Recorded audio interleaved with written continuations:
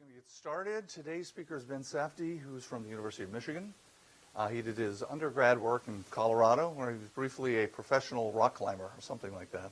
Then he went and did his graduate work at Princeton, where I think he started in experimental high energy physics, then moved more towards the theory side and data analysis side of things, then was a Pappalardo fellow at MIT, and the pull of astrophysics started pulling on him in cosmology questions, got interested in dark matter, and now he's junior faculty at Michigan.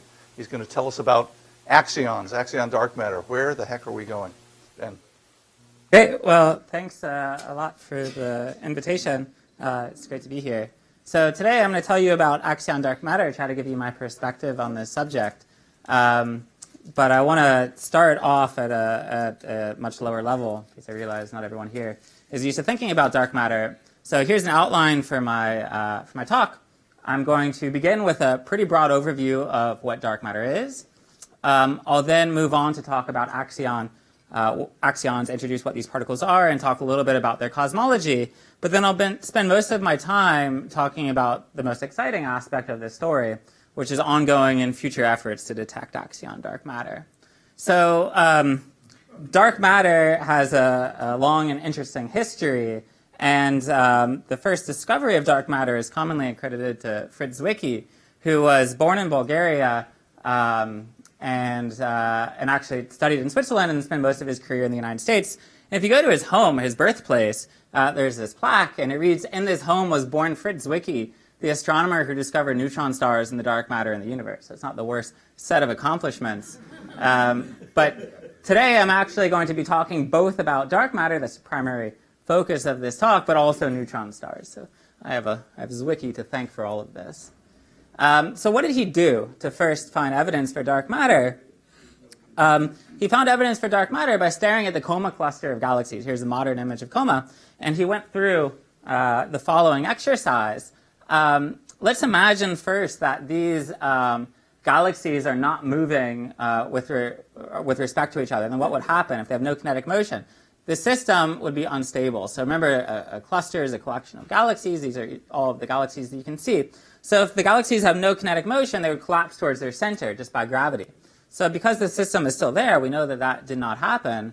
On the other hand, if the galaxies are moving too fast, then the system would evaporate, because the kinetic motion of the galaxies would overcome the binding energy of this system.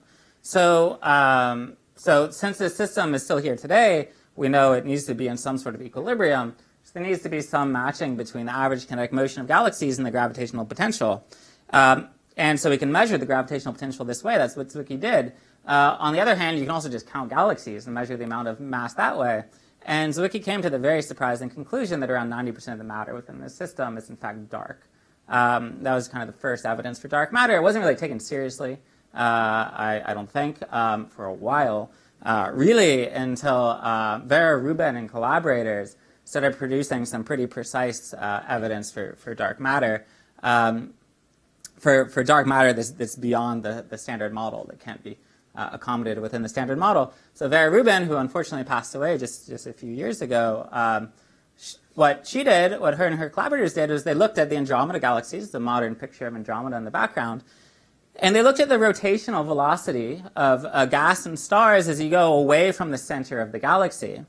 So how would you expect this to look? This is kind of a modern picture of the rotation velocity as a function of distance from the galactic center. It's for the Milky Way, but okay, it's about the same. So if you just have a central potential, think of the solar system, for example, you'd expect this to fall off like 1/square root of r. This is the data. The data does not fall off like 1/square root of r, but okay, it's more complicated than the solar system, because there's the galactic bulge with some extent, there's the disk with some extent. So there is matter which extends out, visible matter which extends out far away from the galactic center. But still, just from the baryonic matter, you would expect this curve to fall down. And it doesn't, it's flat. And the way that we have to explain this, the only real way which is compatible with all the data, is to hypothesize that this galaxy and galaxies are surrounded by dark matter halos. And this this very important work led to our modern understanding of our modern cosmological picture, where galaxies like this, say disk galaxies, they're small and disk-like, and they're surrounded by massive, fluffy, spherical, or pretty spherical dark matter halos.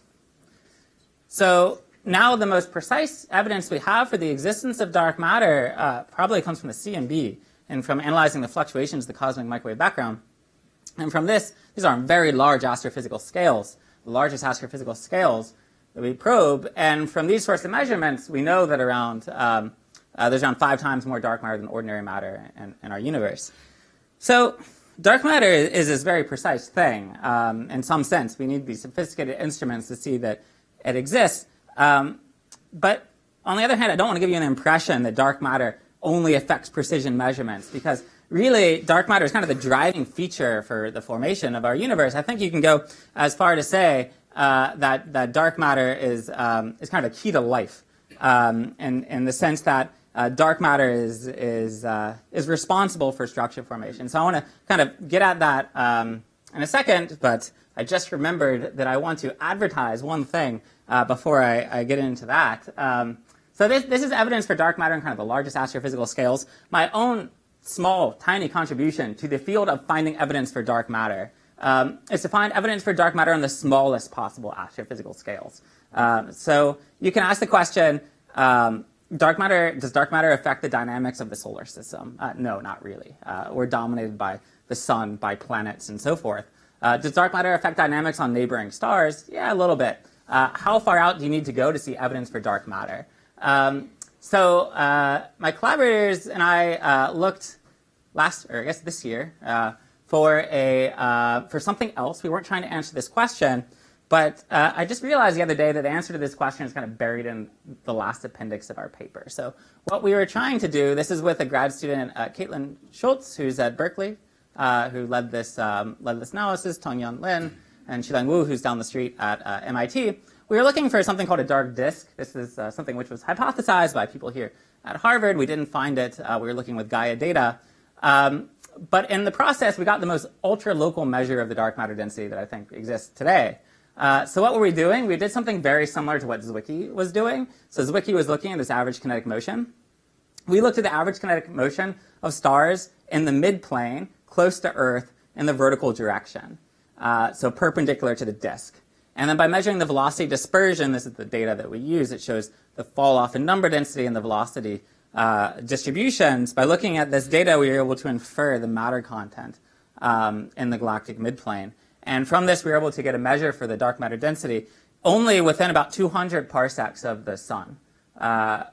The next most local measure, I believe, is about 4 kiloparsecs, taking a 4 kiloparsec box.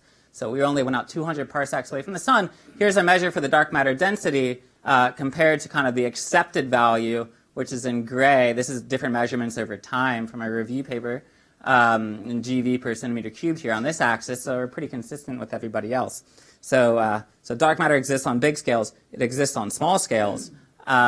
But as I was saying before, I would go as far as to say that dark matter is actually a key ingredient to life. So it's not normally something we think about when we think about what the necessary ingredients are to life. But I think you can make that statement. So what do I mean by that? I mean, without dark matter, there would be no structure in our universe. It'd be a pretty boring place, because dark matter is the seed of structure. So I just want to show you this simulation. Again, this is not by me, but this is a simulation on very large astrophysical scales of hundreds of megaparsecs, showing you the evolution of dark matter in our universe from a dark matter only numerical simulation. So we're seeing the energy density as a function of time, starting from early times. You can see there are small perturbations. As we evolve over time, these perturbations collapse and they form compact structures. What is the time axis? The time axis is not shown here because the details aren't super important. But this is starting from some early redshift and evolving until today. But I just want to illustrate what happens. So what happens is these overdensities are going to collapse, and they're going to, as they collapse, they'll pull in the ordinary matter, which will form galaxies and all of the exciting things that we see when we look up at the sky. So here you can see that happen. You can see this dark matter become clumpier and clumpier, pulling in. As it does so, it pulls in the ordinary matter, giving us galaxies and all of these nice things. So dark matter is a key to life. Without dark matter, we'd have no structure, we'd have no life, we'd have no Zwicky and no Rubin. But these people exist, life exists. That's not the question. The question is, what is dark matter? I think that's the really pressing question facing us as a community today. And just to kind of drive this point home, We have no evidence for non-gravitational interactions of any kind, both dark matter with ordinary matter and dark matter with itself.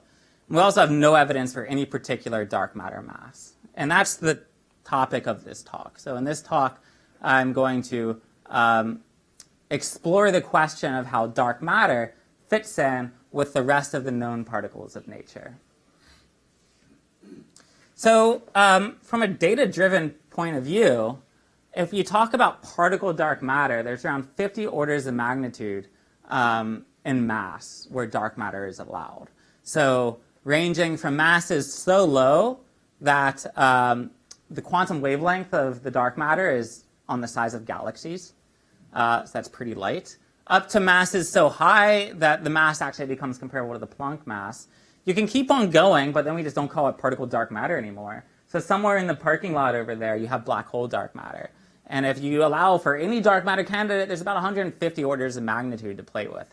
And we have absolutely no idea on that parameter space. There's no evidence whatsoever for any particular point, which is pretty crazy.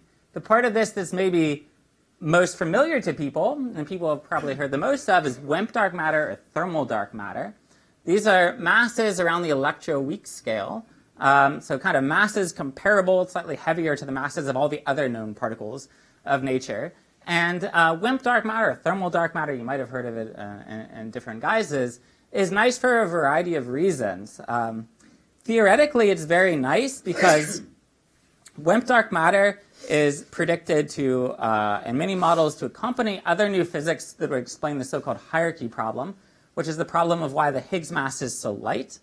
The framework called supersymmetry that was meant to solve this problem naturally has a dark matter candidate, which is a WIMP. And so theoretically it's very appealing. It's also very easy to explain the observed abundance in this paradigm. This is so-called WIMP miracle.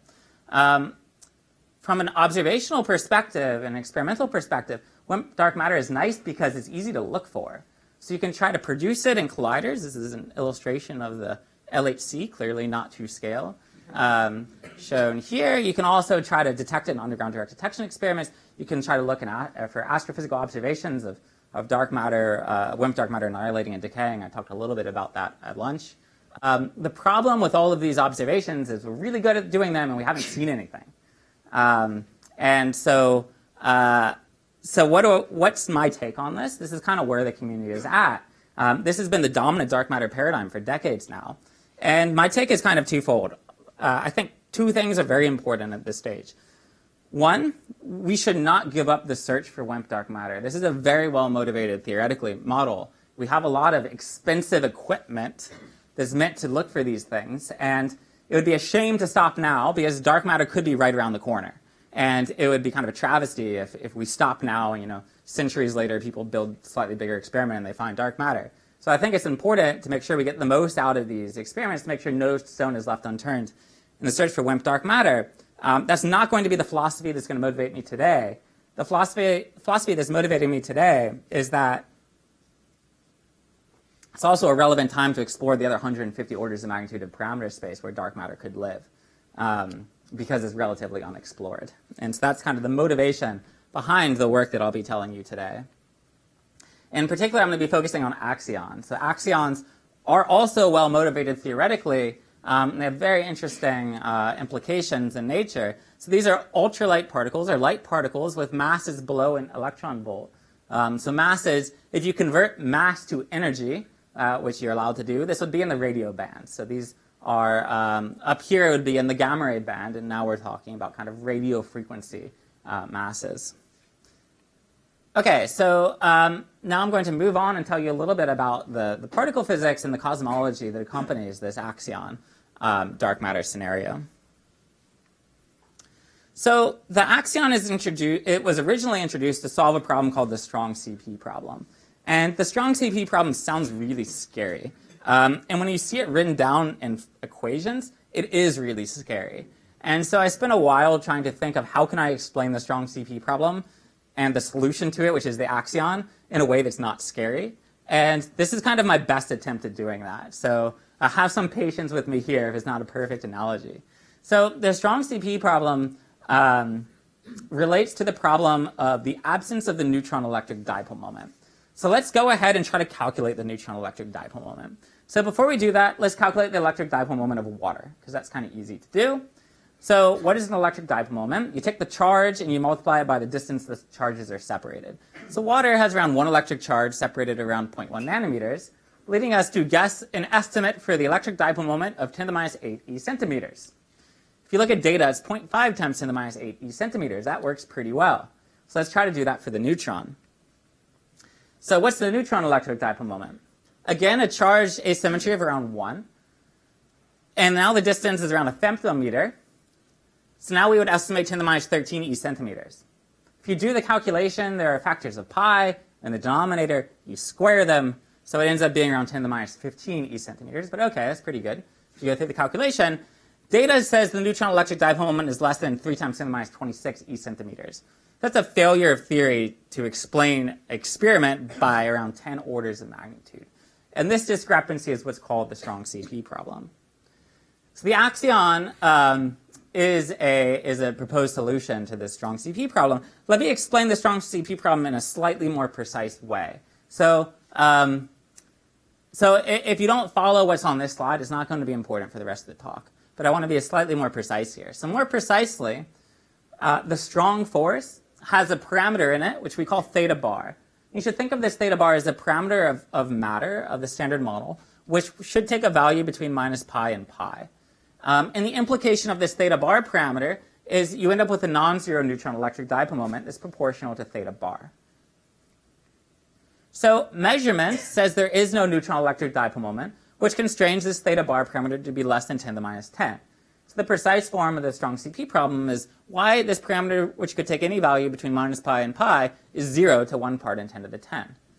So the axion is the solution to this, and I think you can understand why people invoked, why Wilczek and Weinberg and others, Petchy and Quinn, invoked this axion as a solution to the strong CP problem if you draw it in a very suggestive way. So here what I'm showing you is just the neutron electric dipole moment as a function of this theta bar parameter. So it's just trivial because it's a linear relationship. And the point is that at 0 theta bar, you have 0 neutron electric dipole moment. So this kind of looks like a potential. So imagine that we could turn this into a potential and make this theta bar dynamical. Then it would want to go to the bottom of its potential. And I think this is probably pretty close to the picture that Wilczek and Weinberg and Petchy and Quinn wrote down when they realized that that's what they could do with the axion. So with the axion, what we want to do is promote this theta bar parameter to a field, and the field will go to the bottom of the potential and dynamically remove the neutron electric dipole moment. So more precisely, that's exactly what we're going to do. We let theta bar go to a scalar field, which will be the axion field. It's a spin 0 scalar field. Theta bar is dimensionless. I said it was a number. Fields have dimensions of mass, so we have to divide by some mass scale. That scale is called FA, and it is the scale at which the axion was created. So from a cosmological picture, you can think that at some very high temperature, which I'll take as a reference point, 10 to the 16 GeV, the scale of grand unification, the axion is created. The temperature equal to FA. Then the strong force at much lower temperatures, the universe then expands and cools down. Eventually we get down to the temperature of the QCD phase transition around 200 MeV. And at this temperature then, the strong force generates a potential for the axion, which looks like this. This is that potential that I sketched for you on the previous slide. And the axion then goes down and minimizes this potential. So anywhere up here, the neutron electric dipole moment is non-zero, but at the minimum of the potential, the neutron electric dipole moment is 0. So the axion thus dynamically solves the strong CP problem and can explain the observations. So in the process, below this temperature, below the temperature of the QCD phase transition, we get this potential. Above it, the axion was massless, but below it, it acquires a mass because you just expand out this potential and look at the a squared term. And the mass is inversely proportional to this constant Fa, which I'm going to refer to as the decay constant. But it's just the temperature at which this particle is created.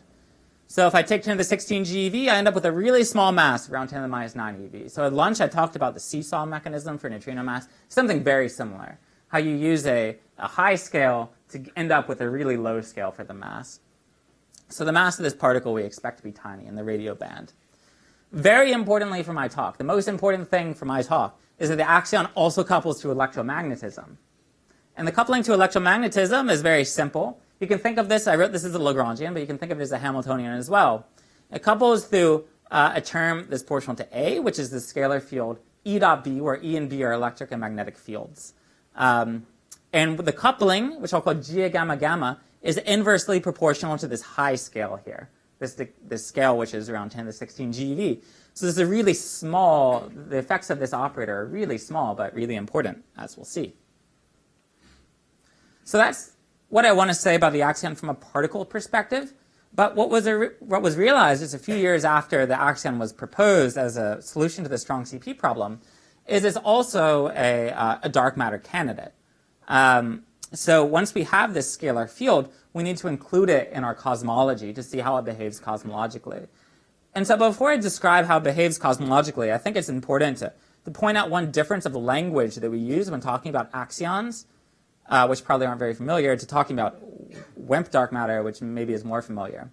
So when we talk about WIMPs, we use the language of particles. When we talk about axions, we use the language of fields. And this might seem confusing, but it's the same reason that when we talk about gamma rays, we often use the language of particles. When we talk about radio waves, we often use the language of fields. And it just has to do with the occupancy number for each quantum state. So when we talk about gamma rays up here, since we know the energy density of dark matter, we know that the number density is pretty low.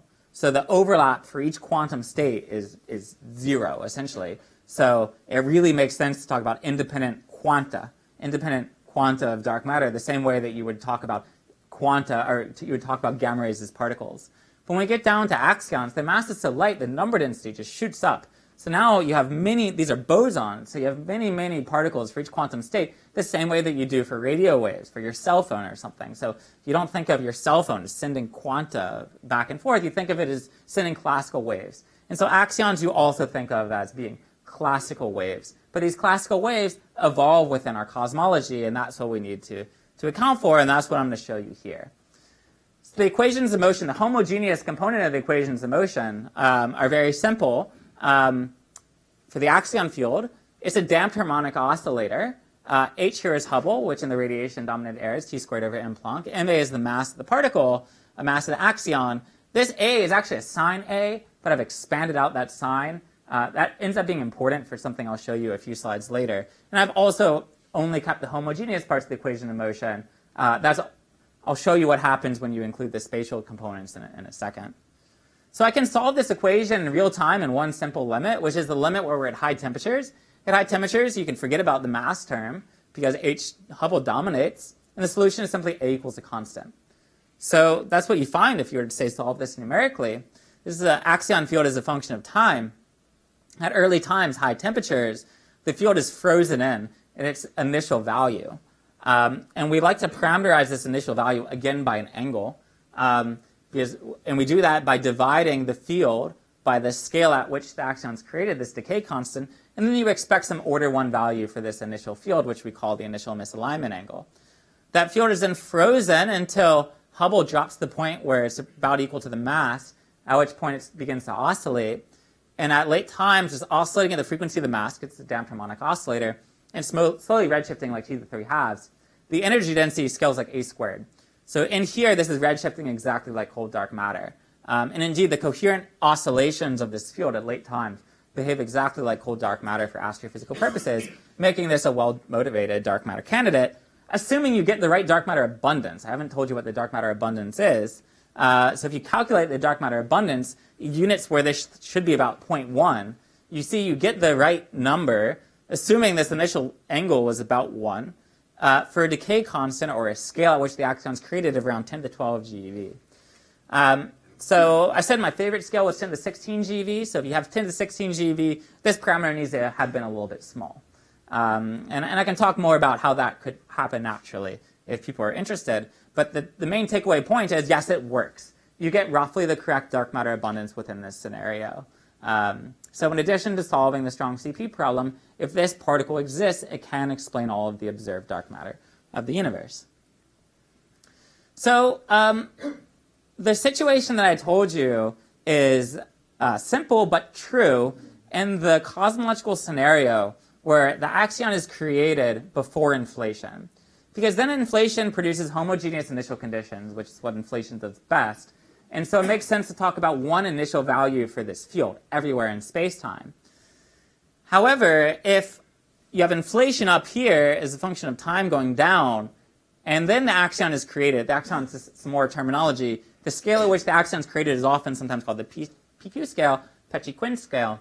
So if this scale happens below inflation, then things are more complicated. And they're more complicated because now you have complicated initial conditions. Because now, as you go from Hubble patch to Hubble patch, at the time the axion was created, the initial value for that field fluctuates. And in our co-moving horizon today, you include contributions from many different initial misalignment angles. So you'd think you need to do some average over possible initial misalignment angles, but it's actually more complicated than that, because you have to include the gradients in the equations of motion and the full nonlinear potential. And you get domain walls, you get topological defects that are called strings, and it becomes really messy, and we can't do things analytically anymore. So this is essentially the dynamics in this scenario have been kind of an unsolved problem for 20 years. And it's a problem that's very easy to formulate, but it's very hard to actually do. So my group has been trying to address this recently, and I just want to show you one animation from some of our work. So this is work in progress, trying to simulate the axion through the QCD phase transition in this cosmological scenario. This is work with my postdoc, Malte Buschmann, and Josh Foster, my grad student. You'll see his work appearing kind of throughout this talk. So we just put these equations in motion on a grid, a very large grid, and we put it on a supercomputer. We're using the Cori supercomputer at NERSC, and we just simulate it. And we get out some pretty fascinating results. So I want to show you, kind of walk you through some of the things that we see. So this is an animation from one of our simulations going through the QCD phase transition. But I showed you an animation earlier. That was on really large astrophysical scales. That was the scales of clusters. That was hundreds of megaparsec scales or bigger. This is smaller than interstellar spacings. This dynamics is happening on almost human scales. And another kind of contrasting feature, the dynamics that I showed you earlier in the in-body simulation, those were governed by gravity. The dynamics here, gravity plays no role. The dynamics here are just from the self-interactions of the axion. So what do you see here? These are our initial conditions before the QCD phase transition. You have these topological defects. These are strings, these yellow things you can see here. As I evolve this simulation, you'll see the strings combine into these string domain wall networks. The domain walls will be in red. Those will get tension and collapse. And they'll leave behind these overdensities, which you'll see as these kind of blue spikes.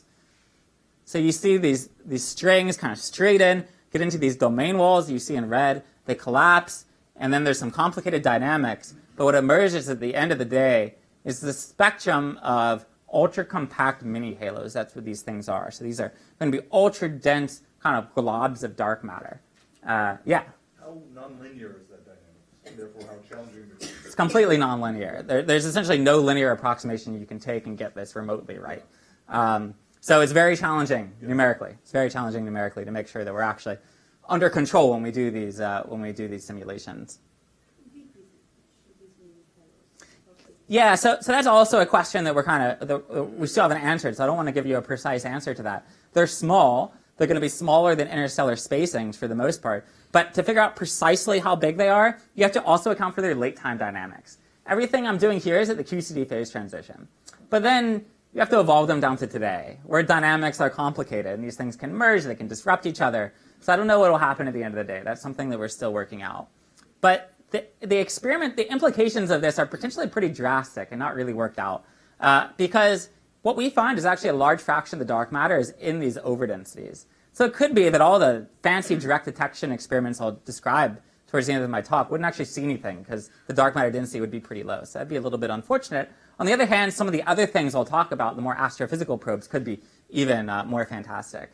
So I'm just going to do what everyone has done for the past 20 years for the rest of the talk, which is ignore this possibility. It's important. That's like what we're trying to get at. But at the moment, we don't really know precise enough what happens in this scenario to really say anything too concrete. So up to that caveat, I want to show you now some efforts to detect this axion dark matter. So I'm going to focus on this operator, I told you axions interact with electromagnetism. Pretty much everyone who looks for axions uses this operator in exactly the same way.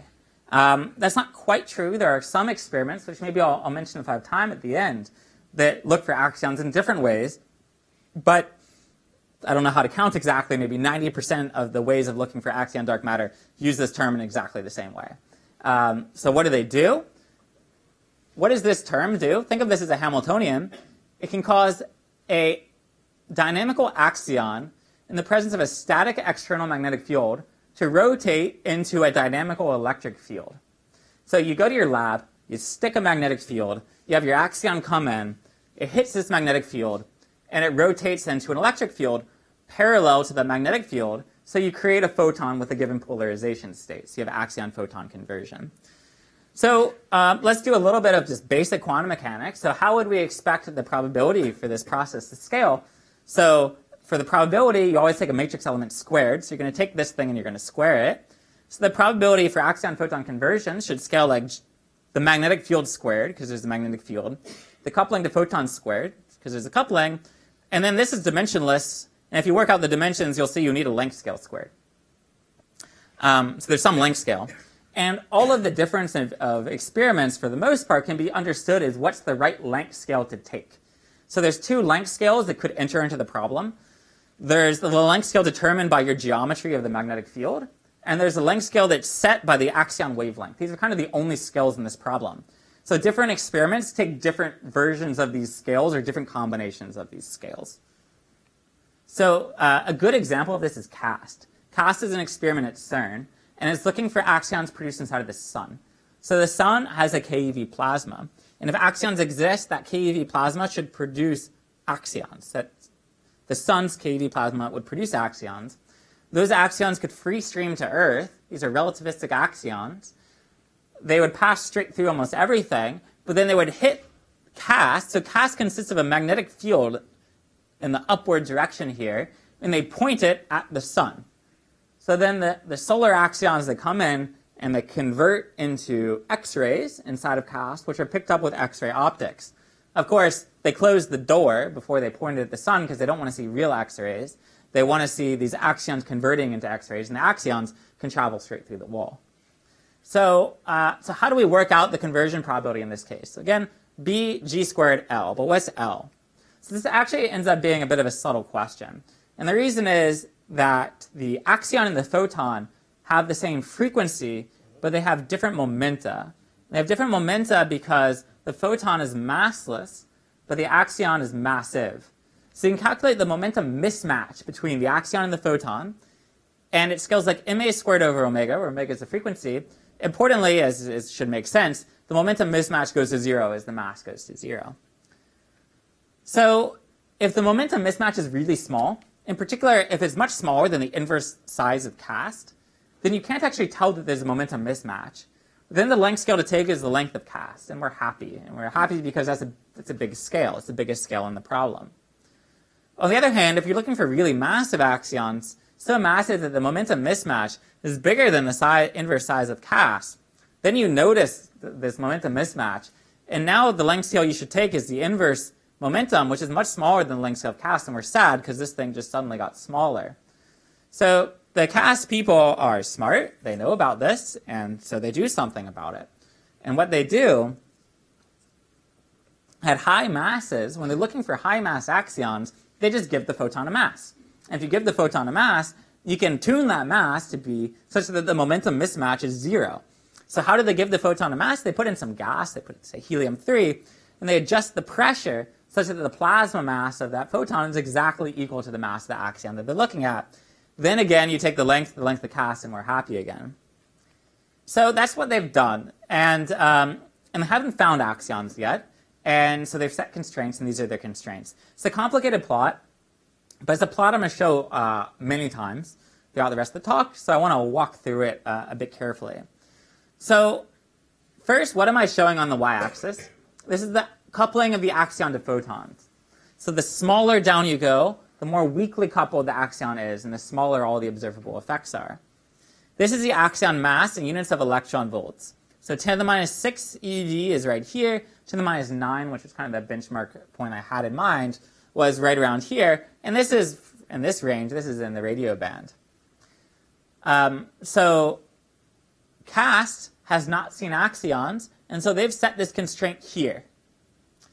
And at high masses, they have to put in this gas and adjust the pressure, so the limits get really jagged because they have to tune the pressure, wait, tune the pressure, wait, and there's some error in doing it, so their limits get really jagged up here. For the QCD axion, the axion which solves the strong CP problem, this problem that I pointed out earlier, the mass is inversely proportional to the scale FA, but the coupling is also inversely proportional to that scale. So in fact, for that model, there isn't a whole 2D parameter space, there's only a line. So the axion which solves the strong CP problem lives on a line. We only know how to compute that line up to some uncertainty, which is why it's shown here as the yellow band. So the axion which solves the strong CP problem should live within that yellow band.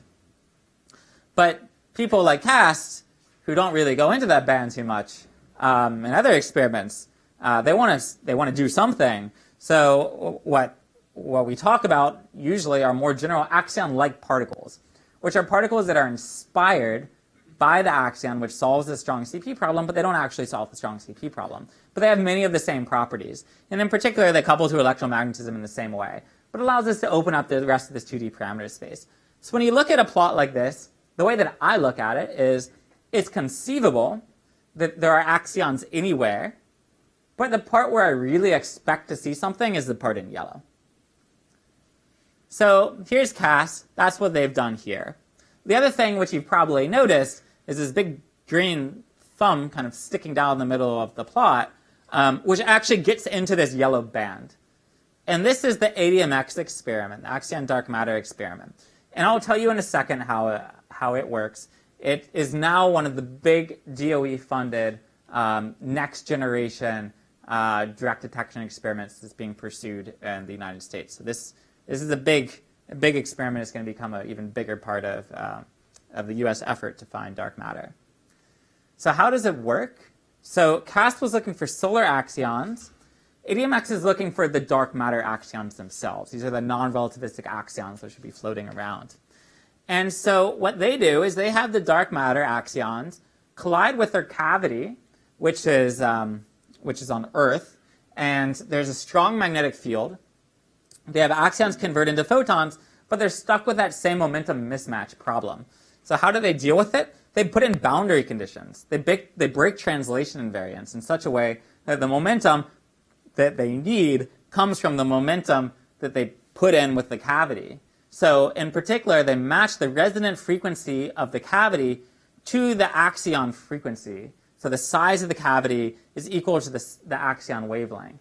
So then the axions convert into photons at frequency ma, which is going to be in the radio band, and then you resonantly build up this power within the cavity, and they look for power coming out of their cavity. So here is the cavity. This might sound hard, because it turns out that you need to have the resonant frequency right to 1 part in 10 to the 6, because the width of this line is about 10 to the minus 6. So it'd be really annoying if you had to build another cavity a million times to cover a decade of frequency. So instead what they do is they put in a tuning rod. That's the rod that you see here, and they can adjust that rod. And as they adjust that rod, you see different resonant frequencies. Okay, so where is this field going?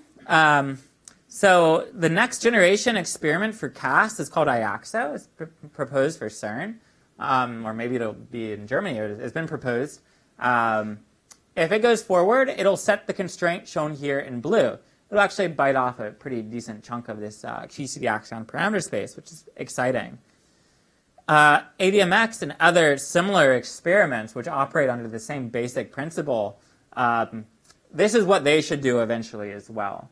So they should bite off another big chunk of this parameter space.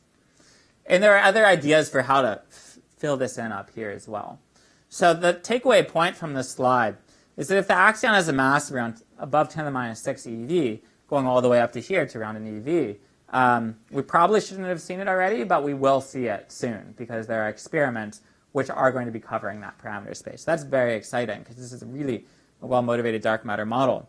On the other hand, I've spent a lot of my time worrying about this parameter space down here, because at least a few years back, there were absolutely no ideas for how to cover axions below 10 to the minus 6 eV, and this is where I've been spending a lot of my time. And so I want to tell you now about some of our ideas for getting down into that part of the parameter space. So I'm going to describe to you an idea called ABRACADABRA. This is an idea that my collaborator is Yoni Khan, who turns out to be here today, who is now at University of Chicago, was at MIT/Princeton at the time, and Jesse Thaler, who's actually on sabbatical here at Harvard. So if you want to know more about this idea, you can talk to Jesse. We had back in 2016.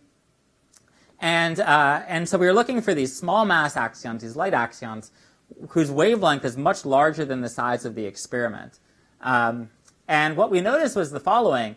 If you treat the axion as a classical field, and you write down the Maxwell's equations, and you take this limit where the mass is really small, the wavelength is much bigger than the size of the experiment, the Maxwell's equations, the modification simplifies in a very nice way. So we're going to take the magneto-quasi-static limit, which means you forget about electric fields, just consider magnetic fields. So you would have had del cross B equals 0, but instead you have del cross B equals some current, some effective current. That effective current is sourced by dark matter, by this axion dark matter, proportional to a time derivative of the axion field. We know the axion field is oscillating like cosine MAT. So you have a cosine MAT here. It's proportional to the square root of the dark matter density, because this is a dark matter-induced current, and whatever magnetic field you already have in the lab. And so that led us to the following design for a hypothetical experiment, hypothetical at the time. So imagine you have a strong toroidal magnetic field, which goes in a circle. It's static.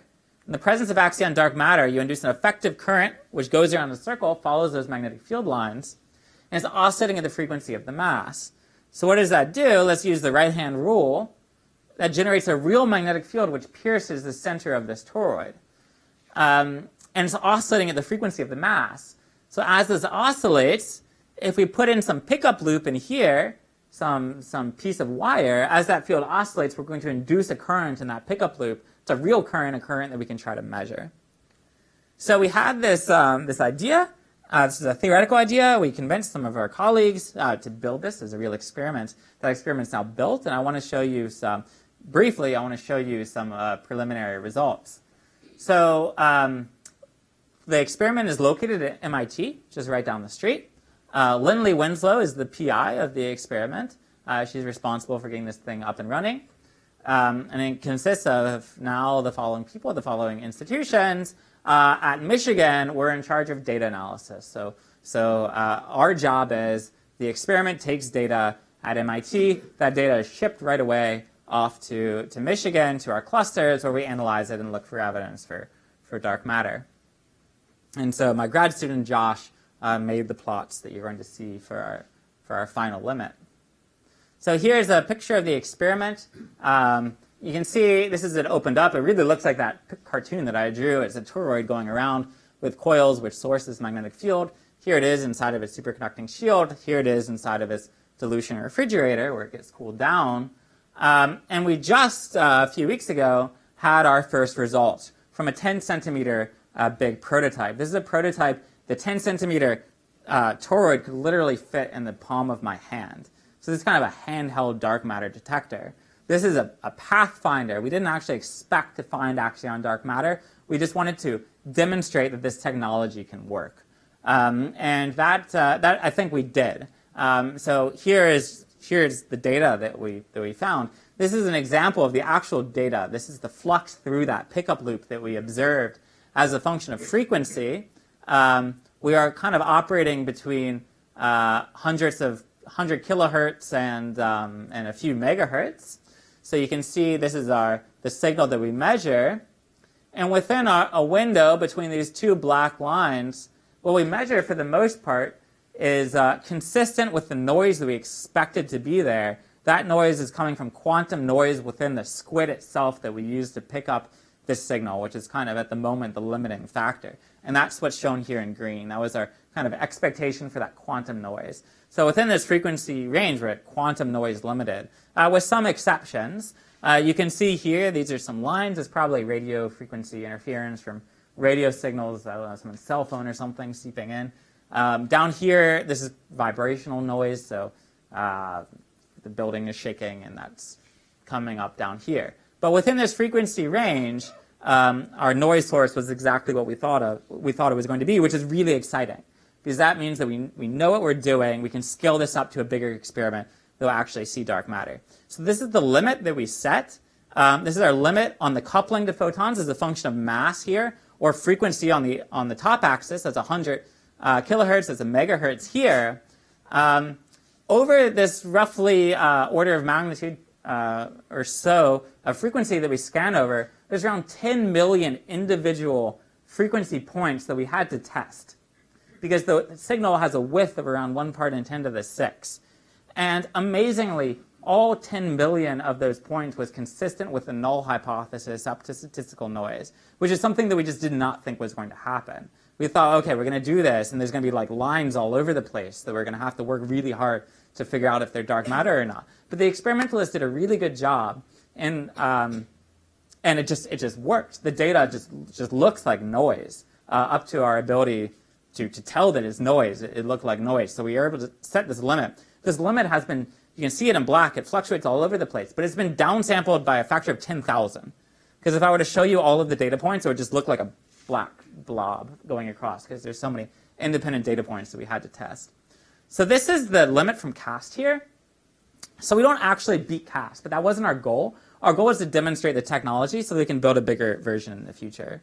And that's kind of the necessity of that becomes a little bit clear if you put it in perspective. So it looked very impressive what I just showed you. Let's blow out a little bit, and okay, here's our limit up here. This is CAST. Here's ADMX. This is the QCD line where we're trying to get. So we still have some ways to go to actually get down there. This is that same plot I was showing you before, but now I've zoomed over to the left. So 10 to the minus 6 eV is here, 10 to the minus 9 eV is right here now. So this is around 100 kilohertz. But we're not stopping there. With the same 10 centimeter prototype, we're hoping in 2019, hopefully even in early 2019, to do something like what's shown here. So you can ask, how can we go from here to here with the same experiment? There's a factor of 10, or roughly an order of magnitude, that we lost for silly reasons. A wire wasn't built big enough, and there's some parasitic inductance. These are things that we know how to fix. So the plan is to fix those.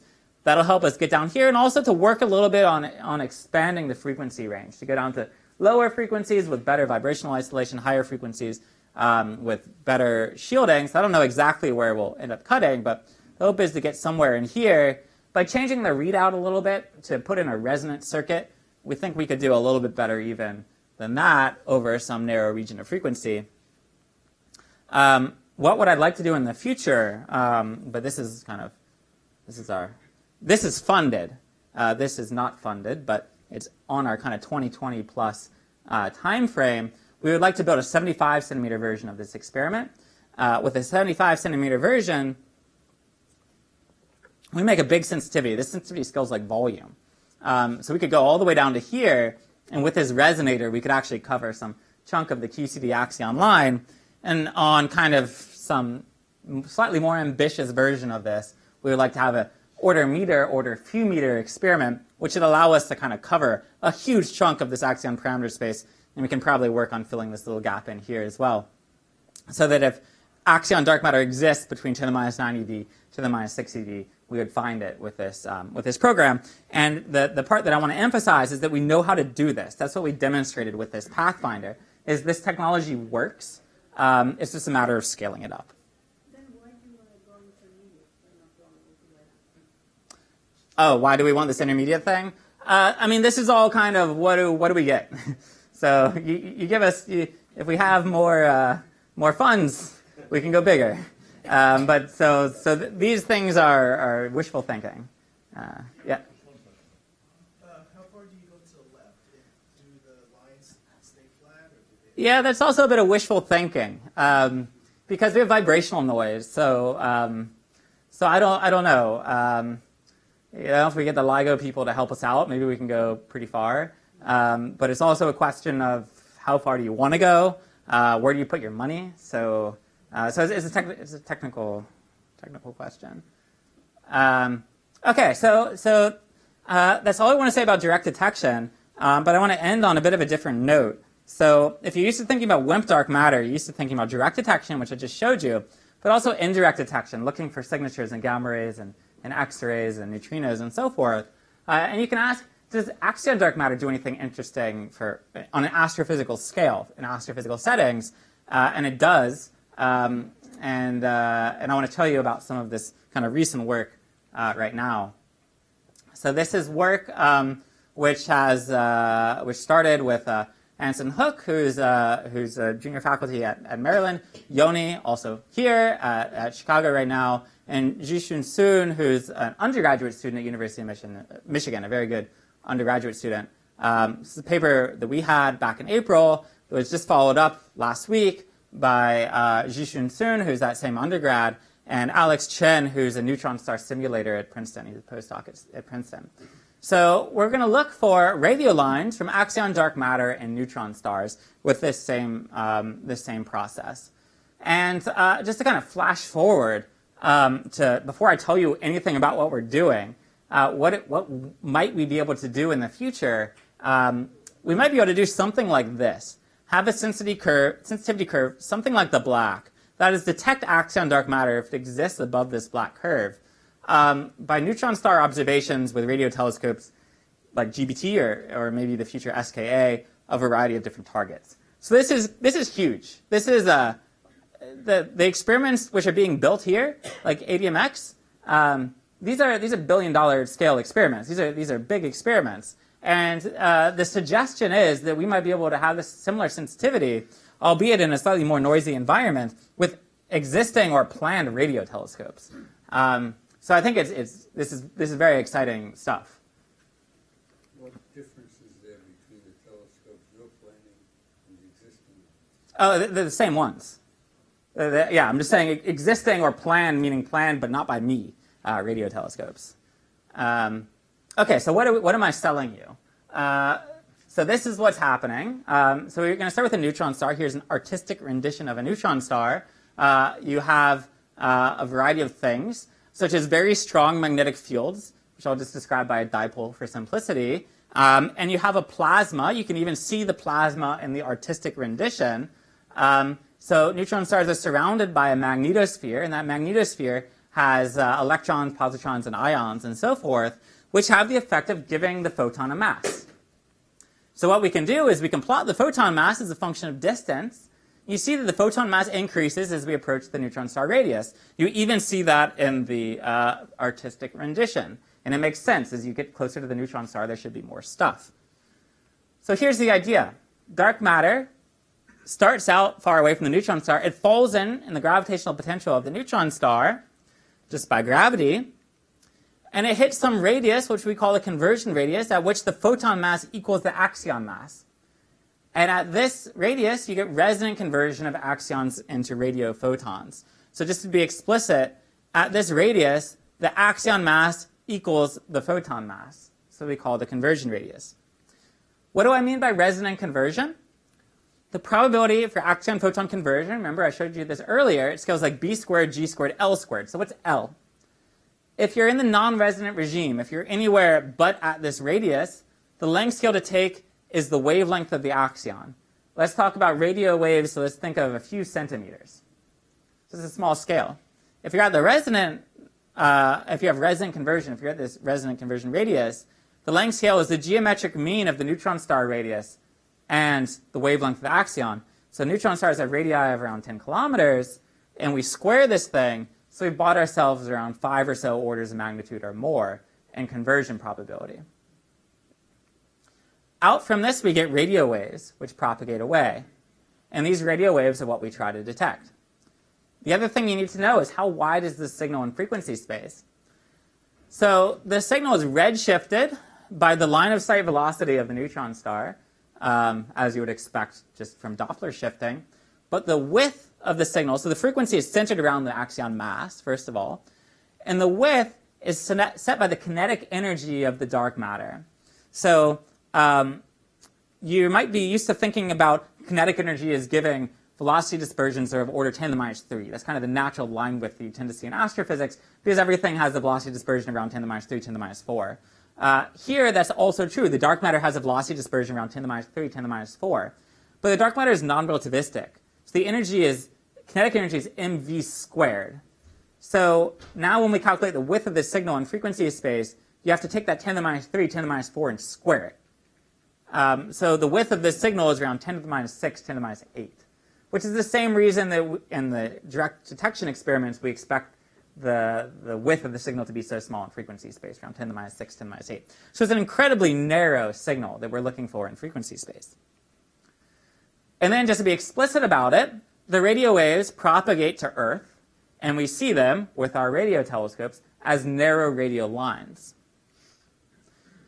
So what would you expect to see if you actually pointed a radio telescope at a complicated place like the galactic center? You'd expect to see a forest of lines, because if you point at the galactic center, there are many, many neutron stars. Each of those is going to undergo this process and produce a line at roughly the same frequency, except you have Doppler shifts from neutron star to neutron star. So that's what I'm showing you here from a simulation of an observation at the galactic center. This is the flux density S in Jansky on the y-axis. This is a function of the relative frequency. And this is for two neutron star models. The difference between the models is important. Let's just focus on one, like the red one. Each of these lines is from an individual neutron star. So the Doppler shift here of order 10 to the minus 3 is from all the neutron stars. The width of this line is 10 to the minus 6. You can't see it on this plot. And here, just for reference for this particular illustration, would be the GBT 24-hour line sensitivity. Okay, so this may sound like all well and good, great, but is this actually going to work in practice? And that's something that we've been trying to demonstrate recently. So we actually, yesterday, it was yesterday, we got awarded time on GBT to do dedicated observations of the galactic center of M31, of M54, which is a particular globular cluster, and of a few nearby neutron stars to try to do this. But in the meantime, I had a friend who had a friend who is taking data at the Effelsberg telescope of the galactic center. And you might ask, why can't we just use archival data? And the reason we can't use archival data is because we're looking for something that's 10 to the minus 6 wide. And no one looks for things that are 10 to the minus 6 wide and then saves the data and keeps it, because that's a lot of data. But Ralph was taking data, and so we had just asked him, can you just save more data and let us see it? So he did that. And so this is with Ralph, who is the one who took data with Effelsberg. Josh Foster, the same grad student who did the analyses for ABRACADABRA, and Christoph Weniger, who's in Amsterdam. So what have we done? We have 1 hour of observation towards this magnetar, which is around, it's a very special magnetar, because it's around 0.1 parsecs from Sagittarius A star. It's almost at the galactic center, which is good for us because that means the dark matter density is enhanced, since the dark matter density rises towards the galactic center. And it has a really big magnetic field, which helps because our signal scales like b squared. We took data with 3 kilohertz resolution at a frequency centered around 2 gigahertz. And we vetoed radio frequency interference by doing simultaneous on-off observations. So we observe this target, we go off, we go on, we go off, and we observe off just as long as we observe on. So here are some very preliminary results from this search. I showed you the ABRACADABRA results, and I also put preliminary on them. Those are preliminary in the sense that the paper is not accepted yet for publication, so I should formally put a preliminary on it. This is preliminary in really the literal sense of the word. So this plot will change. It will surely change. This is kind of where we're at right now in the process of analyzing this data. So this really is preliminary, but I think it's very exciting, so I wanted to show this. So here is our constraint on the axion-photon coupling from these observations at Effelsberg relative to the projected sensitivity in the future from ADMX. This is not a current constraint. This is what they'll do in a few years from now. And this is the QCD line that's cast up here. So we're beating cast. We're not quite at the QCD line, but this was just a kind of, again, a Pathfinder observation. This isn't the ideal observation.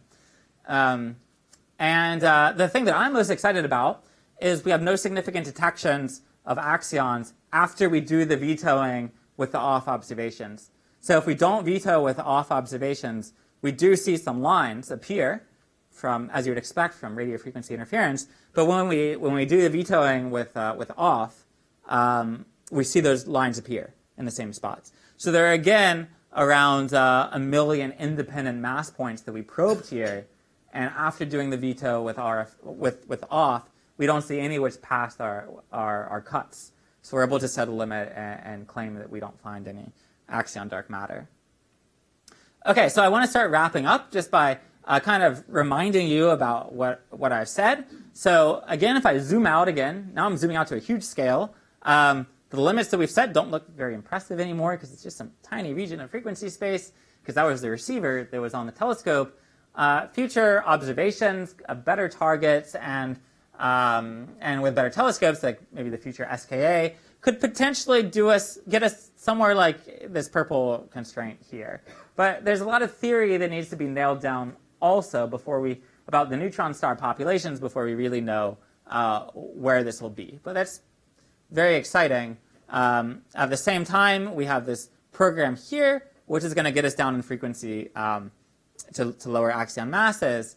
So if you kind of take the broad picture, this is like the optimistic note I want to end on. Up here, the variety of experiments that are going to come online. We have these radio observations. If axion dark matter is up here, we will find it. Down here, we have the ABRACADABRA program. It's a program that we're pushing right now. And if axion dark matter is here, we're going to find it. There's also an experiment called CASPER.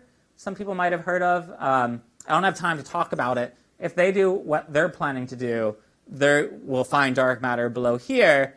And then below this purple line here, it doesn't really make sense to talk about axions anymore for theoretical reasons. So you should kind of consider this plot cut off at this purple line.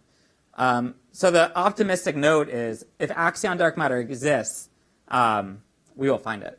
And in the relatively near future, because all of these things are planned or taking data. So yeah, thanks.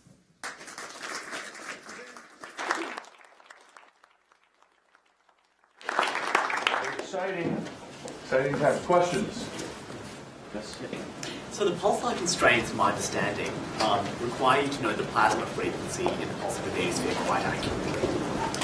How do you know the magnetic fields and/or the thermal/relativistic plasma density to get these constraints? Yeah. So to do our sensitivity estimates, we need to know what the plasma profile is. So there's we've kind of done a variety of things. So the most naive thing, first let me tell you what systems we're looking at. So pulsars are very complicated because they're undergoing charge acceleration of the poles, and in those regions, things are messy. But even pulsars, and we don't have to be talking about pulsars when we're talking about neutron stars, have these lobes where the magnetic field lines are closed. And in those lobes, we normally don't think of any emission. All the emission that we normally think of from pulsars comes out of these acceleration regions. But the lobes are a little bit simpler. The dynamics is quieter because things are in more or less in equilibrium. So there's a model going back to, I don't know, the 60s or even earlier by Goldreich and Julian for describing the plasma magnetosphere, which is a very simple argument. And it just is the argument that, okay, let's imagine that there's a plasma outside of the neutron star. It needs to be in equilibrium. And it feels a force because there's a magnetic field, and it's rotating, so there's a Lorentz force, which wants to push it away. But if it's equilibrium, it can't get pushed away. So you have to imagine there's a distribution of charges to make an electrostatic force, which overcomes that magnetic force. And that led Goldreich and Julian to their model for the plasma density and neutron stars. And most simulations, or the ones that I'm familiar with, of neutron stars, various types of neutron stars, that's kind of the relevant scale, at least within these closed regions. You always find something more or less within the Goldreich-Julian scale. So for that, I said there were two papers. For the first paper, we just assumed the Goldreich-Julian model. It's an analytic model, you can just write it down. For the second model, Alex just did a dedicated numerical simulation of a neutron star magnetosphere. And then we simulated axions converting within his simulation, and the result that we got back was almost identical to this Goldreich-Julian model. Compared to the other uncertainties which you have in the problem, like the dark matter density profile 0.1 parsecs away from the galactic center, it was like the error bar was tiny on the magnetosphere, the error bar and everything else was kind of gigantic. So that's the case for simple neutron stars, although there are, for example, for kind of your ordinary kind of old pulsar or even a dead neutron star, magnetars, on the other hand, are more complicated beasts. And so we're applying the Goldreich-Julian model to the magnetar. I don't know if that's a good approximation. And the simulations that exist aren't high enough resolution for us to tell if that is a good approximation or not. So that's definitely one area. I said there are theoretical uncertainties which need to be kind of tackled. I think that's kind of the most important one, is what, for these really active magnetars, what is the plasma profile in these lobes? Erwin, did you have a question? Just a trivial question. I missed, well, two questions. One, I missed something. You talked about the SKA, but on the other hand, you indicated that the question would be settled in the next few years. So there's a disconnect there, since the SKA is at least 10 years off. Yeah. Okay. So this is a hypothetical world that I really want to live in. So this is the world where, we find dark matter and then we're okay. So let's suppose we found dark matter in the near term with one of these direct detection experiments, which is completely non-trivial because these experiments are really complicated. But would that be the end of the story? No. Of course, we would want to look at the sky and try to find these lines. That would be, even after we found dark matter, that would be an amazing thing to find these lines. It would be a new way of looking at the cosmos. On the other hand, if we find these lines in astrophysics, would that mean you don't want to build these experiments? No, that would be even more reason, and moreover, we would know the frequency that these experiments need to tune to. So instead of scanning over this huge mass range, we would focus our efforts on some small frequency range. So there's essentially no version of the story where I think it doesn't make sense to do both. Because any detection, this is going to be the beginning of kind of a new field. And the second question was, what does Haystack have to offer that's unique to you that other facilities don't offer more? So Haystack is one of the experiments I mentioned, and Haystack is a higher frequency version of ADMX. So ADMX is this resonant cavity experiment, but their cavity, they can tune it with a tuning rod, but they're still stuck to some frequency range.